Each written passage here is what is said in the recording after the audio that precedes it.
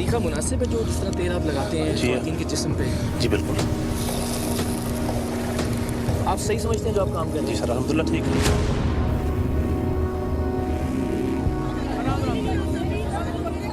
میری گل سن کے تھانوں غلط لگ دیا تسی نہ بھیجو کسے. میں خود ویل ایجوکیٹڈ ہوں. ہمیں ان پر مکمل اعتماد ہے.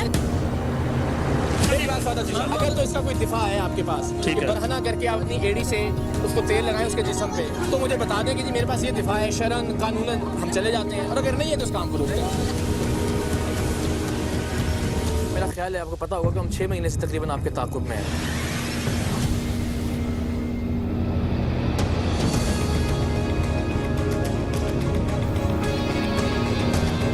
اس سے بڑی خرابی کیا ہو سکتی ہے کہ کسی معاشرے کے تمام لوگ خود کو حرف آخر سمجھنے لگیں. کسی قوم کے لیے اس سے برا وقت اور کیا ہو سکتا ہے جب سب کے سب لوگ اپنے آپ کو عقل کل ماننے لگیں.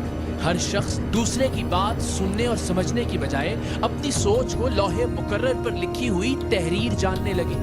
اپنے نظریے سے مخالف نظریہ رکھنے والے کو غدار اور اپنے عقیدے سے مخالف عقیدہ رکھنے والے کو واجب القتل سمجھا جانے لگے. دلیل کی جگہ گالم گلوچ لے لے, گفتگو کی جگہ تانا زنی آ جائے, بحث مباحثے کی جگہ دشنام ترازی کی نوبت ہو تو وہ خطہ, وہ ملک, وہ قوم زوال کی علامت بن جایا کرتی ہے.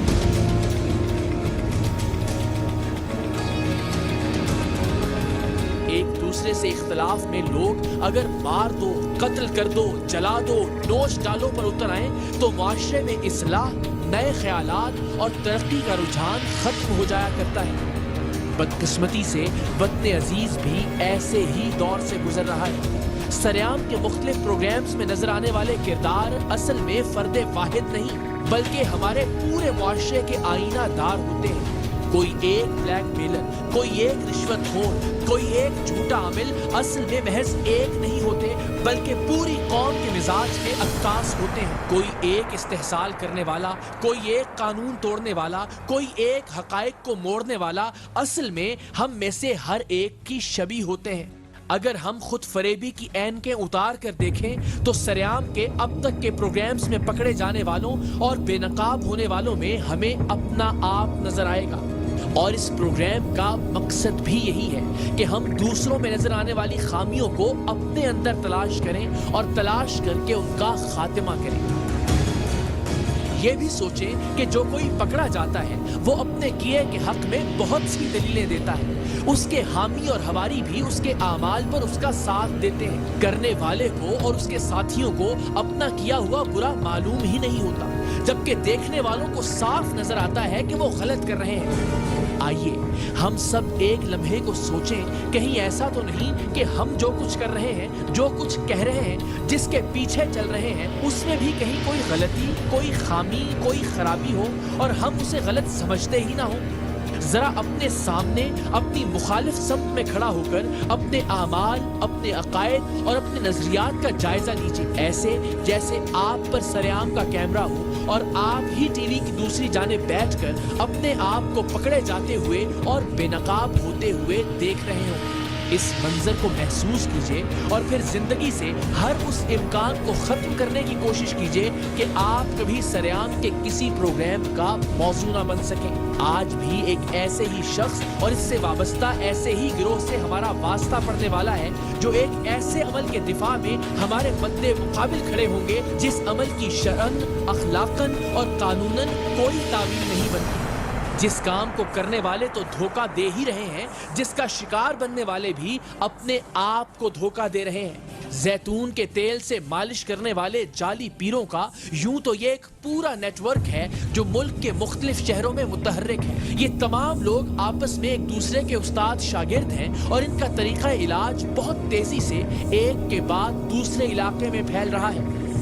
ٹیم سریام کو ایسے ہی ایک جعلی پیر کے بارے میں اطلاع ملی جو لوگوں کے جسم پر زیتون کا تیل مل کر ان کا علاج کرتا تھا, لیکن اس شخص کا تیل لگانے کا طریقہ بےہودگی کی تمام حدوں کو پار کر رہا تھا. یہ شخص اپنے پاس آنے والوں بالخصوص خواتین کو اپنے پاؤں کی ایڑی سے زیتون کا تیل لگاتا. خواتین کے مختلف اعضاء کے ساتھ ساتھ ان کی گردن اور ان کے چہرے پر بھی زیتون کا تیل پیر کی ایڑی سے ہی لگایا جاتا تھا.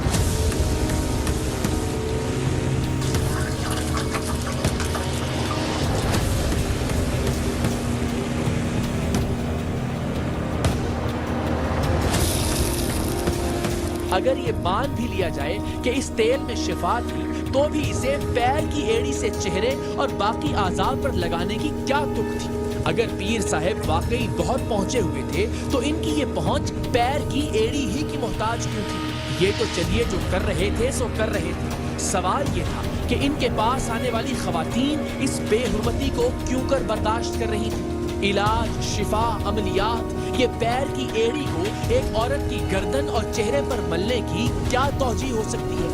لیکن آگے چل کر دیکھیے گا کہ یہ نیچ کام کرنے والا تو کیمرے کے سامنے پھر بھی جھیپ رہا تھا، اس تزویر سے گزرنے والے اس سارے معاملے پر خوش تھے۔ کوئی غلط گل نہیں ایسی دیکھی میری کسی گل جیڑی چیز غلط ہے وہ غلط ہی ہے، یا تے اس ملک دے یار میری گل سن جے تانوں غلط لگ دیا تسی نہ بھیجو کسے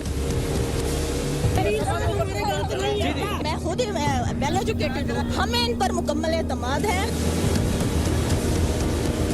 باقی جعلی عاملوں اور پیروں کی طرح زیتون کے تیل والے یہ بابا بھی دنیا کے ہر مرض، ہر تکلیف کے علاج کے دعوے دار تھے۔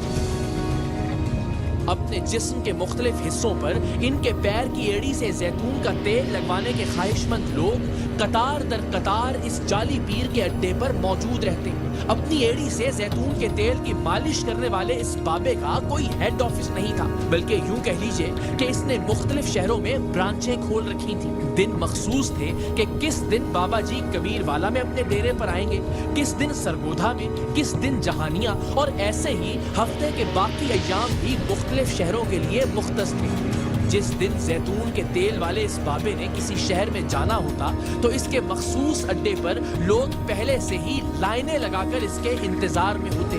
اس جعلی پیر کے بارے میں جب ٹیم سریام کو بتایا گیا تو ہمیں حیرت ہوئی کہ آخر کوئی کیوں اپنے پیر کی ایڑی سے لوگوں کے چہروں اور باقی اعضاء پر تیل لگا کر ان کی تصویر کرنا چاہے، اور اگر کوئی جھوٹا پیر ایسا کرتا بھی ہے تو اس کے پاس جانے والے کیا پاگل ہیں جو جانتے بوجھتے ہوئے اپنے بدن کے باقی حصوں کے ساتھ ساتھ اپنے چہروں پر بھی اس کی ایڑی سے تیل لگوا کر اپنی تحقیر کروا رہے ہیں؟ زیتون کے تیل میں کوئی خاص بات ہے، اور اگر اسے لگانا ضروری ہے ہی تو اسے ہاتھ کے ساتھ سلیقے سے بھی لگایا جا سکتا ہے۔ اس عجیب و غریب بلکہ تضحیک آمیز طریقہ علاج کے بارے میں مزید جاننے اور اس کی حقیقت کو بے نقاب کرنے کے لیے ہم نے مزید تحقیق کرنے کا فیصلہ کیا۔ پہلے تو ہم تصدیق کرنا چاہتے تھے کہ ایڑی سے تیل ملنے والی احمقانہ بات واقعی درست بھی ہے یا کسی نے مبالغہ آرائی کی ہے، سو اس کے لیے ہم نے مختلف اوقات میں اپنے نمائندے زیتون کے تیل والے اس جعلی پیر کے پاس بھیجنے کا فیصلہ کیا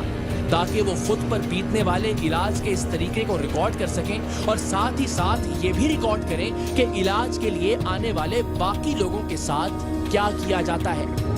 جیسا ہمیں بتایا گیا تھا، اگر ٹیم سریام کے نمائندوں کی ریکارڈنگ میں یہ بات سچ ثابت ہو جاتی تو پھر اس جعلی پیر کو جعلی ثابت کرنے کے لیے ہمیں کسی اور ثبوت، کسی اور ریکارڈنگ کی ضرورت نہیں تھی، کیونکہ نہ شریعت، نہ طریقت، نہ اخلاقیات، نہ سماجیات، کوئی بھی علاج کے نام پر اس بےہودگی کی اجازت نہیں دیتا، اور یہ سب ڈھونگ تو رچایا ہی شریعت اور طریقت کے نام پر جا رہا